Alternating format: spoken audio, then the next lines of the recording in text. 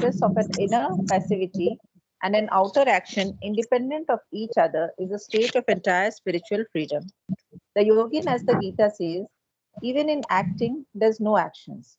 For it is not he, but universal nature, directed by the Lord of nature, which is at work. He is not bound by his works, nor do they leave any after effects or consequences in his mind, nor cling to or leave any mark on his soul. Footnote is na karma lipyate nare, Isha Upanishad. They vanish and are dissolved. Yeah. Parvilyante karmani Gita. By their very execution and leave the immutable self unaffected and the soul unmodified. Therefore, this would seem to be the poise the uplifted soul ought to take, if it has still to preserve any relations with human action in the world existence. And unalterable silence, tranquility, passivity within, and action without without regulated by the universal will and wisdom which works, as the Gita says, without being involved in, bound by, or ignorantly attached to its works. And certainly this poise of a perfect activity founded upon a perfect inner passivity is that which the yogin has to possess. As we have seen in the yoga of works, but here, in this status of self knowledge at which we have arrived, there is an evident absence of integrality, for there is still a gulf, an unrealized unity, or a cleft of consciousness between the passive and the active Brahman. We have still to possess consciously the active Brahman without losing the position of the silent self. We have to preserve the inner silence, tranquility, passivity as a foundation. But in place of an aloof indifference to the works of the active Brahman, we have to arrive at an equal and impartial delight in them.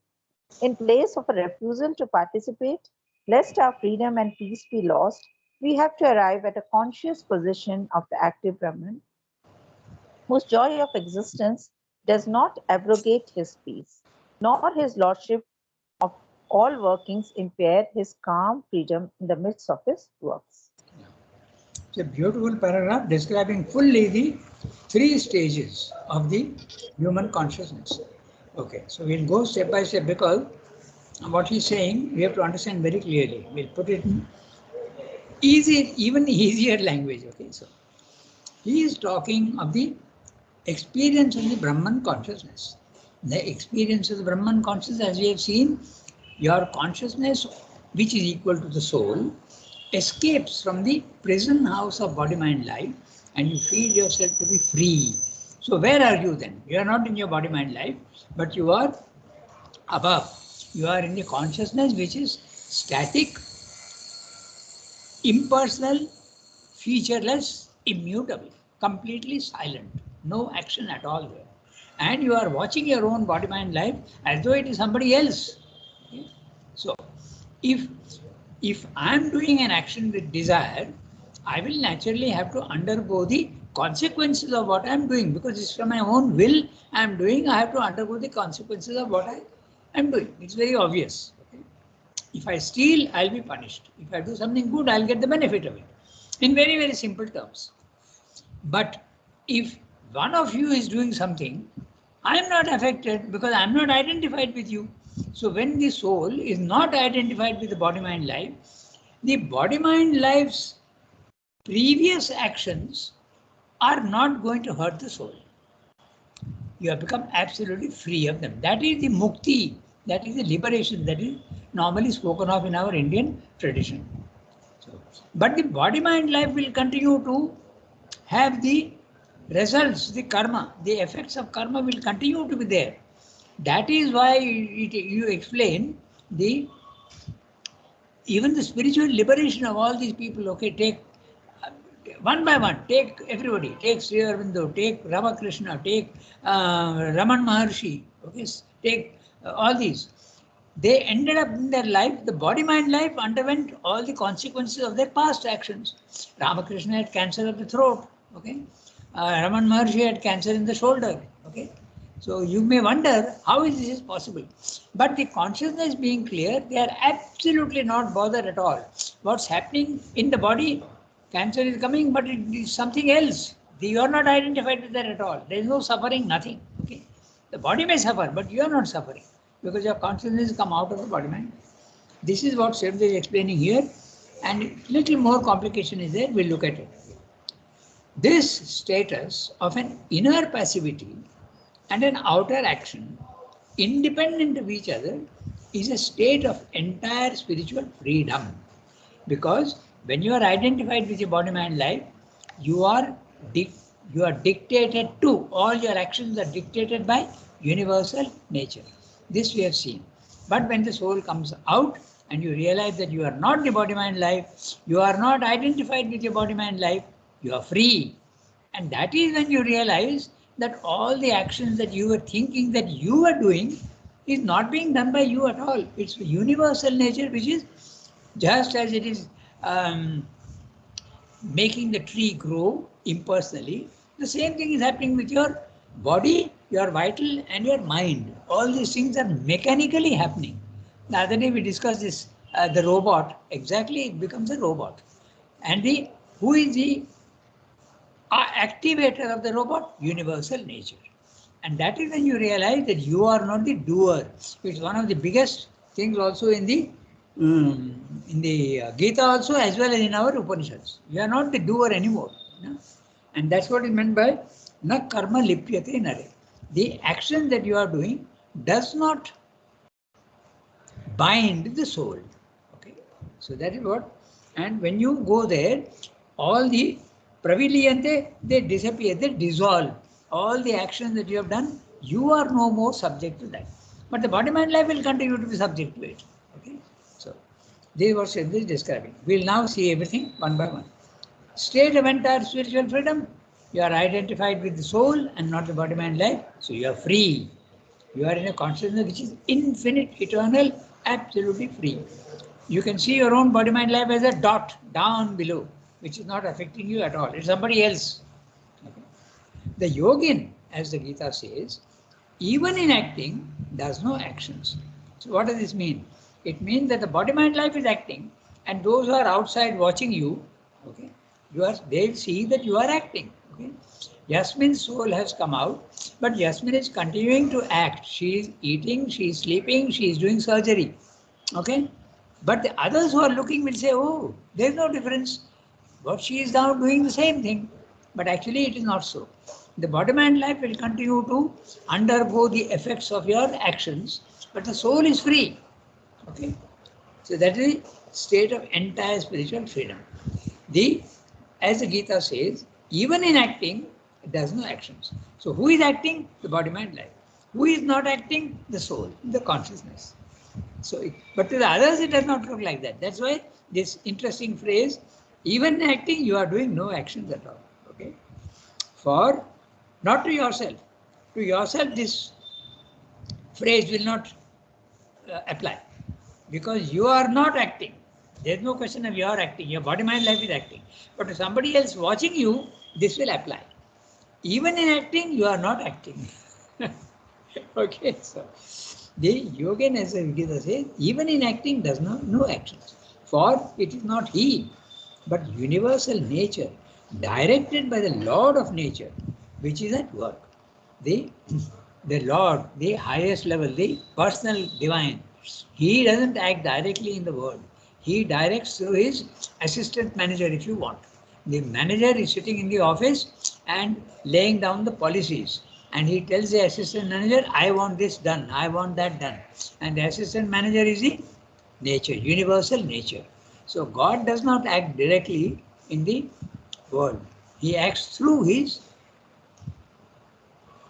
deputy, if you want. And that deputy is universal nature. The universal nature is acting all the time. Okay. So this truth has to be understood, and it's not so easy to understand this truth. But one interesting story illustrates this point. Okay.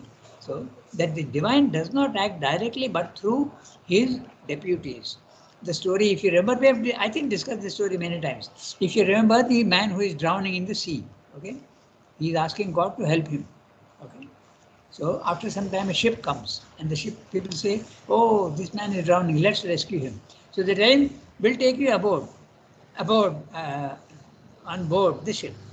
The man refuses. No, no, no. God is going to come and rescue me. Second ship comes, same thing. Third ship comes, same thing. He refuses because God is going to come down, and the ship is the medium. God is sending the ship, but he doesn't recognize that. He wants God himself to come down and rescue him. Finally, he drowns. And when he goes to God, he says, "What? I depended so much on you, and you did not rescue me." God tells him, "Listen, I sent 4 ships to you. You refused." So this is the story of how the divine works through his agent. He does not come down directly into the physical world. He works in the world, but through his deputy. That doesn't mean to say that it does not always work. Okay, the divine grace can come down, but that is very rare. Sri Aurobindo says it is rare. And even the divine grace acts through the laws that he himself has made.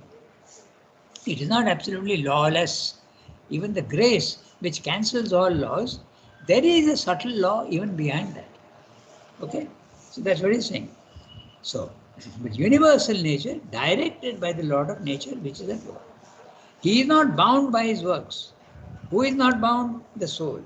He is not bound by his works, nor do they leave any after effects or consequences in his mind, nor cling or leave any mark on his soul. The soul is free. That's why in the Ishopanishad is saying, na karma lipyate nare. Whereas all the other yogas are saying, whatever you do, the law of karma is absolutely rigid and fixed. It is true if you are identified with your body mind life. If you are not identified with your body mind life, the law of karma is abrogated. It is cancelled for your soul, not for the body. For the body, it continues. But when the supramental body comes, there will be absolutely no law of karma for the supramental body even, because it's free. But that is something which is yet to happen. Okay, we come back to the text. So he is not, nor leave any mark on his soul. They vanish and are dissolved. Okay? So that's what also there is another one. Knowledge, when you get the knowledge of the self, okay, all the works are burnt. The Gita says they are burnt. Okay.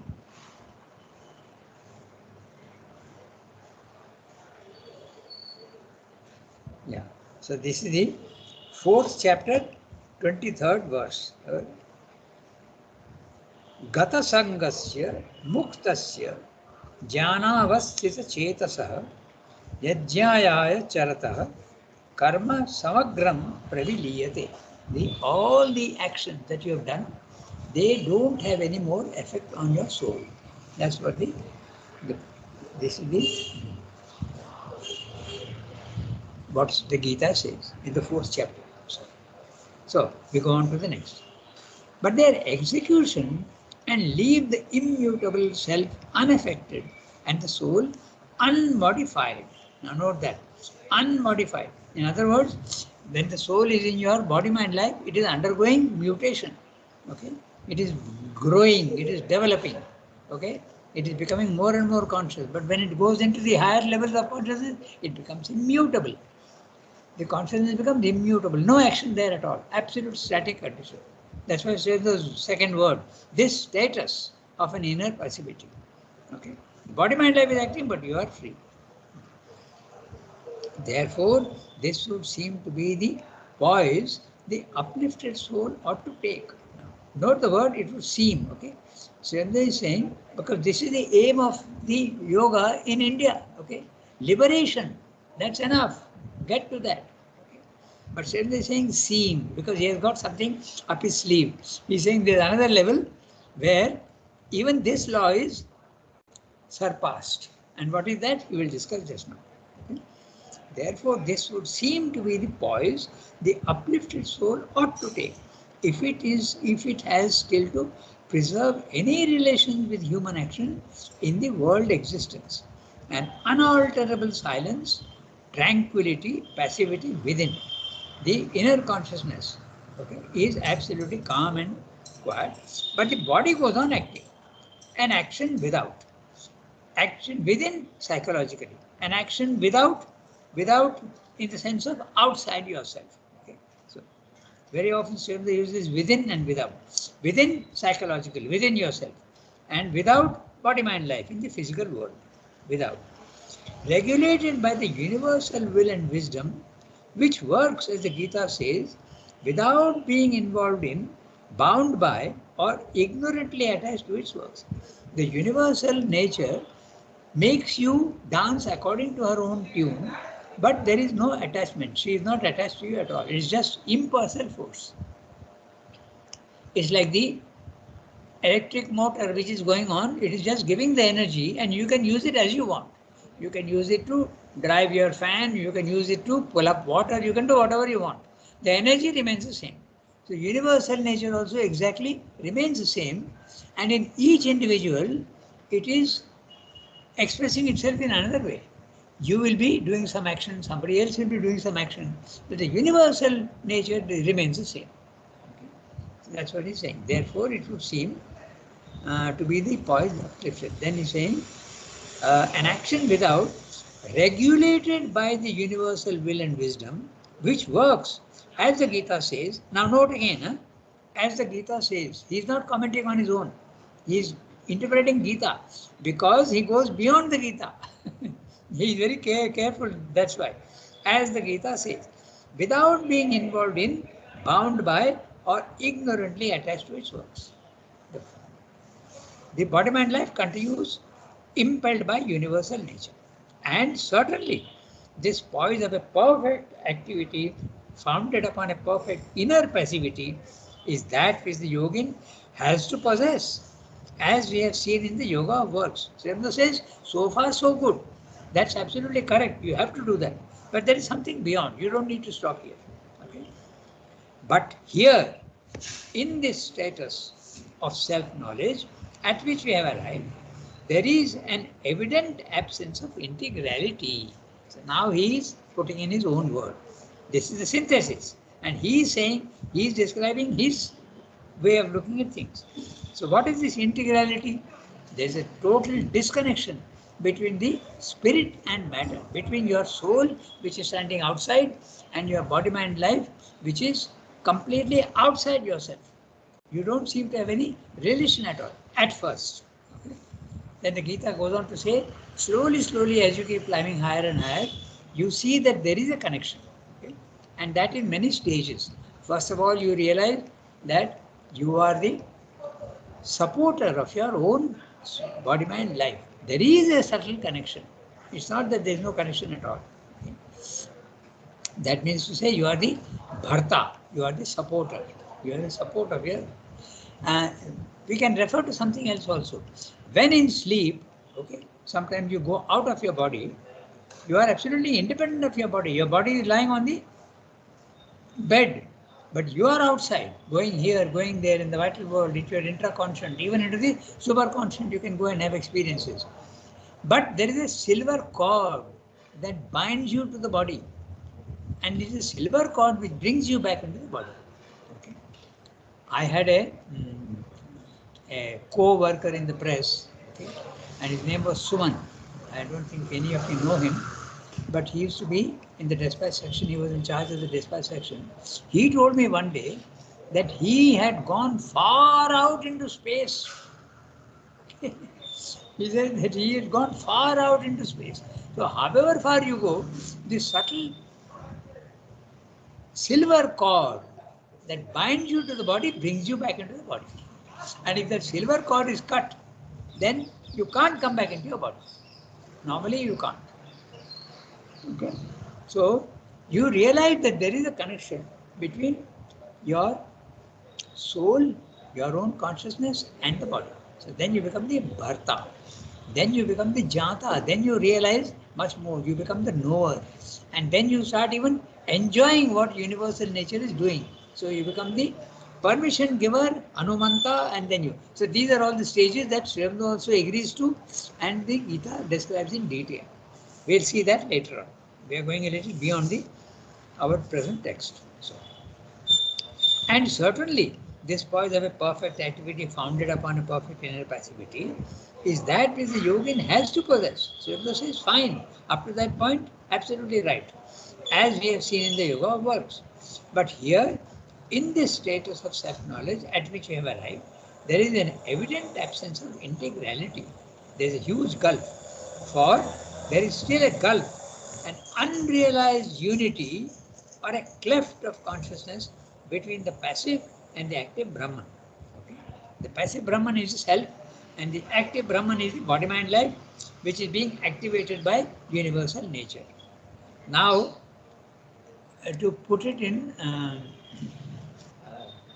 very clear terms, I refer you back to one poem of Sri Aurobindo called The Self. Okay. Sri Aurobindo is very, he is using irony, and he says that someone is absolutely free from his body mind life. But he is acting in a very funny way because the body mind life has got the old habits. The old mold is still there. So he starts cursing when his dinner is not ready. Okay? You can go to volume of poems and see The Self. It's called The Self. Okay? And then he starts cursing when his dinner is not ready. So Sri Aurobindo questions him. He says, how come you say you are free and yet you are cursing? He says, I am not cursing. The body mind life is cursing. I am free. I am not affected at all by what the body mind life is doing.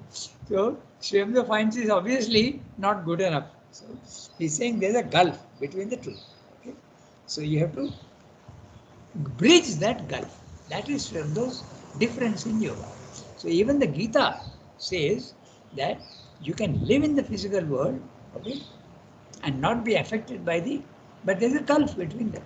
This is also the problem with Shankara also. Shankara also says the same thing.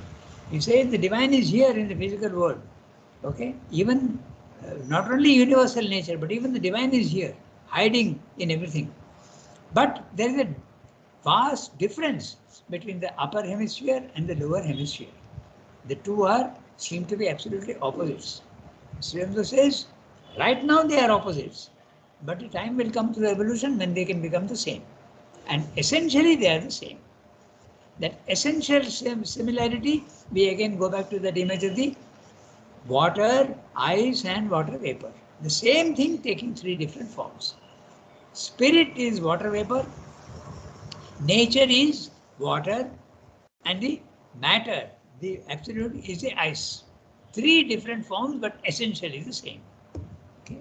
So that's you realize when you go to the highest level. And certainly this poise of an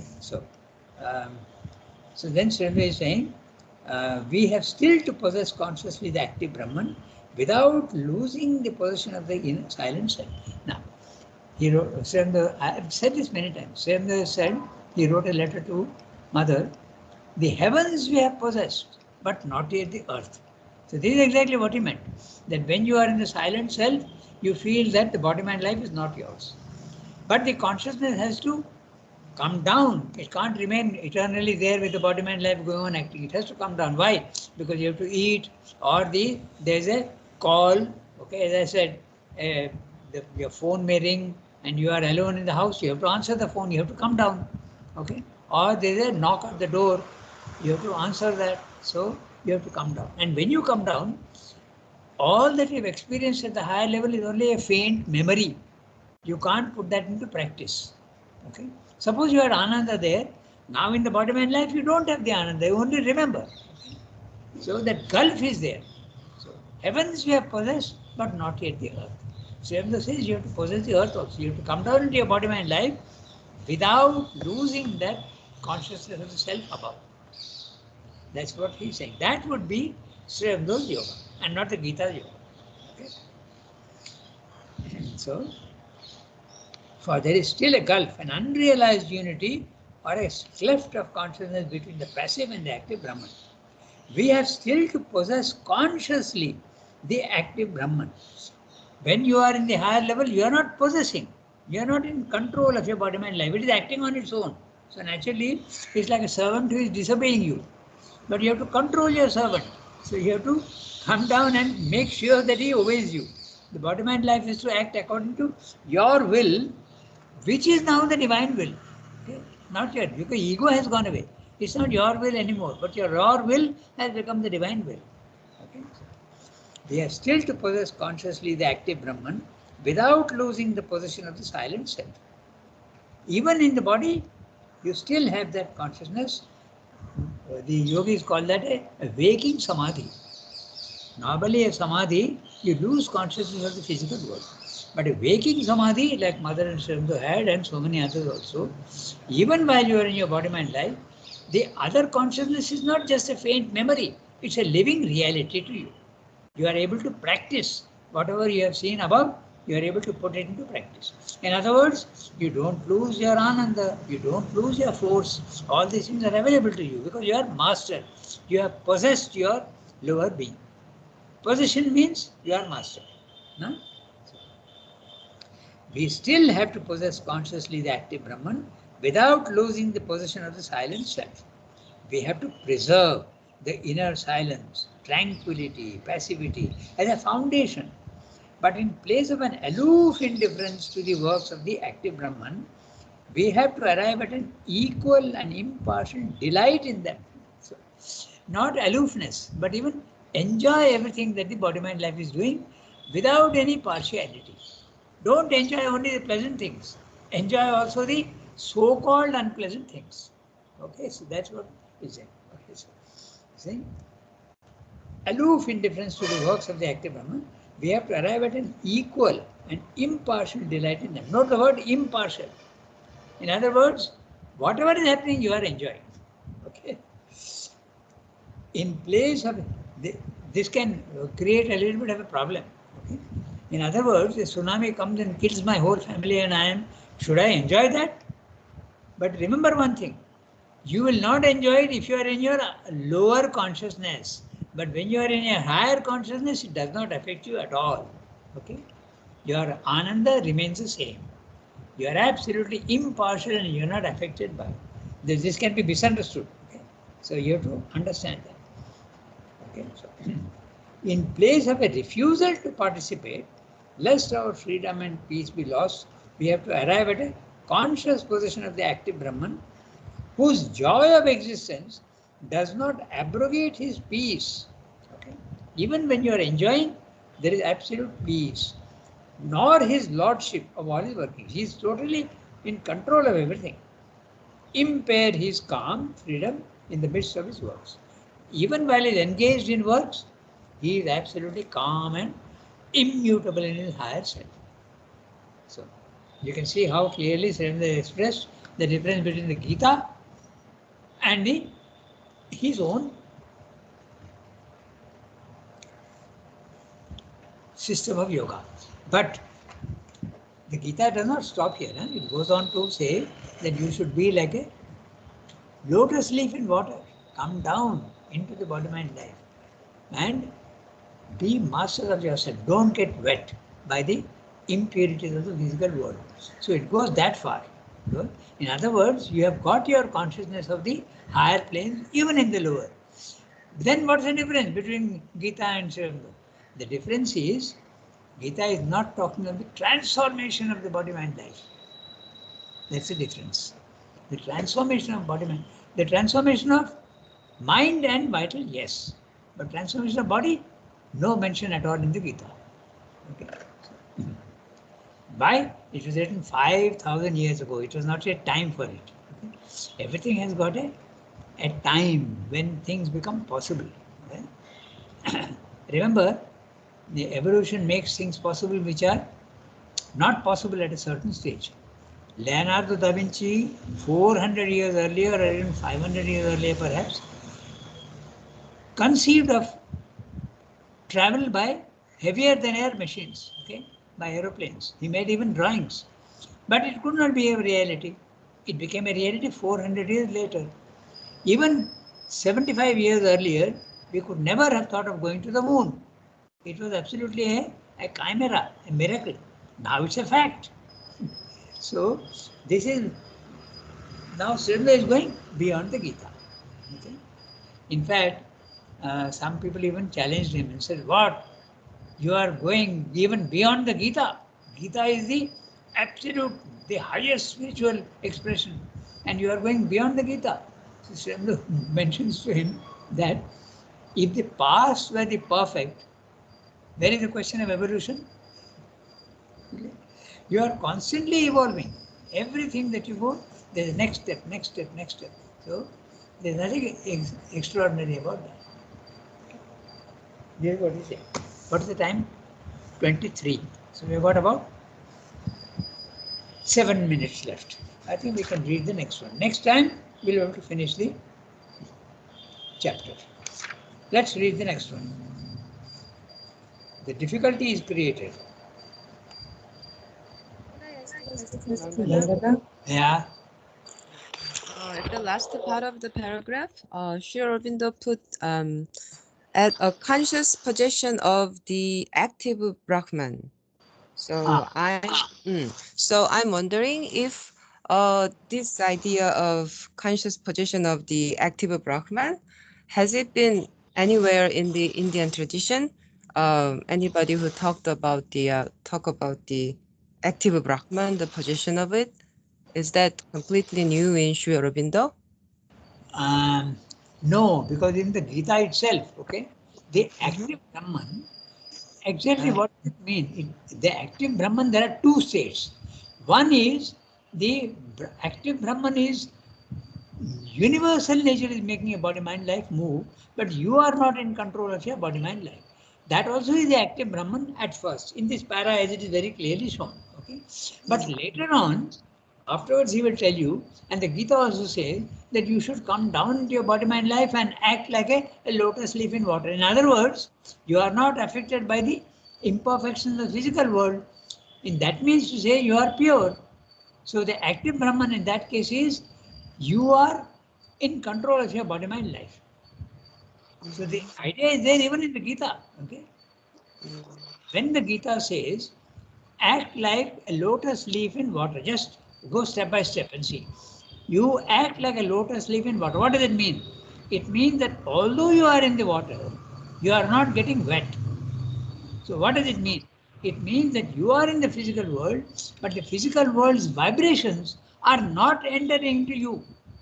You are left dry like a dry leaf. What does it mean? It means that you are in perfect control of yourself. Unless you do that, how can it be? So this is the active Brahman, the positive active Brahman. But the other negative Brahman is when the universe is acting in you, you are acting.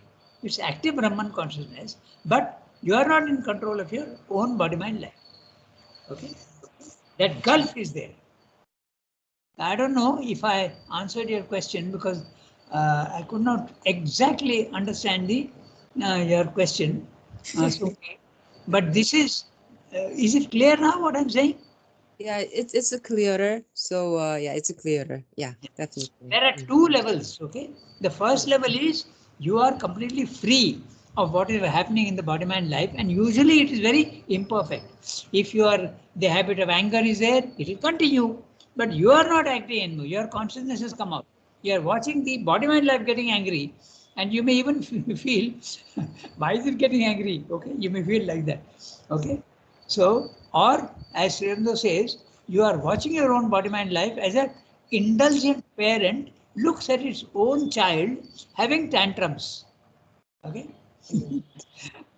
Suppose you snatch away a toy from a child, he'll start crying and throwing tantrums. Okay, because he wants that. Okay, but you are watching and you know that there is nothing serious at all. There is nothing very important about it. So you're not bothered at all. So even when you see these imperfections in yourself, anger, jealousy, envy, okay, irritability, you're not bothered because they don't belong to you. You are absolutely calm. This also is the active Brahman, but in that negative sense, as far as I understand. But when you come down again, and as Sri Aurobindo says, heavens you have possessed, but now you must possess also the earth. That means your body, mind, life. And if you possess your body, mind, life, now you can control. You can even remove that anger. You can remove that. We'll come to that later on how it can be done. Okay? You can remove that anger. You can remove the jealousy. You can remove. So even the body, mind, life becomes perfect. Just one additional one. Rangada, you said that the liberated person who got angry when the dinner was ready. Ah. That guy, is that guy the one? Then in that guy, the lotus leaf metaphor in the Gita, that does not apply to that person, that liberated person. Then Yeah.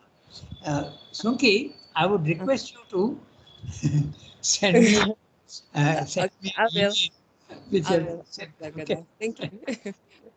Okay. There is a, I'm being very frank with you, Sunki. There is a Mhm. small For sure. problem of the accent. Accent. Okay, okay. Yeah, I will put more like intonation then. Because the I Indian heard my accent voice is too flat. quite different from your Korean accent. So sometimes I can't catch words. It's my fault, my defect. No, no, my fault. Okay. If you send it to me in a, Okay, as an email, then I will uh-huh. answer. Okay, okay. Thank you. Okay. So let's read the next one. I think who has to read? It seems like my turn. Yeah, it's your turn. Go on. Read the Okay. pattern. We'll come back Okay. to it later. Mhm.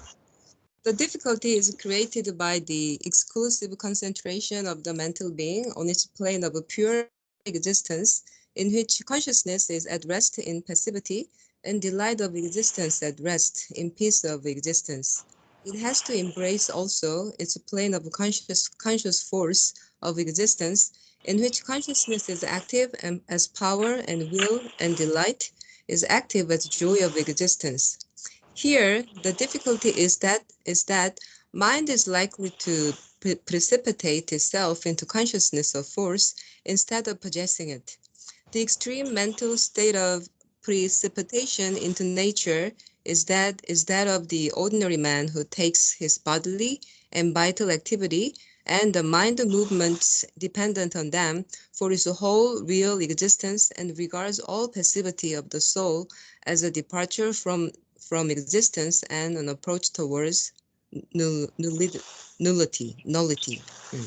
He lives in the superficies of the active Brahman, and while to the silent soul exclusively concentrated in the passive self, all activities are mere name and form.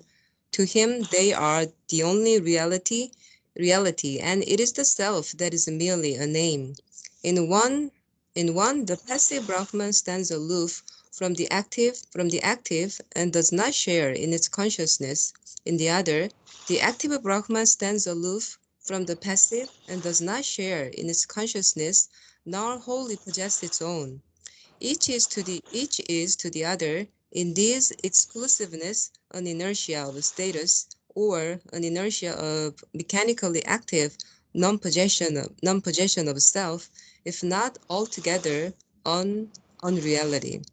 But the sadhaka who has only seen firmly the essence of things and tasted thoroughly the peace of the silent self is not likely to be content with any state which involves loss of self-knowledge or the sacrifice of the peace of the soul. He will not precipitate himself back into the mere individual movement of mind and life and body with all its ignorance and straining and disturbance. Whatever new status he may acquire will only satisfy him if it is founded upon and includes that which he has already found to be indispensable to real self-knowledge, self-delight, and self-possession. So this is very clearly he's saying that the active Brahman there are two levels. One is the body, mind, life acting without participation of your consciousness. It is universal nature which is making you act. Therefore, all your old habits are still there. Okay.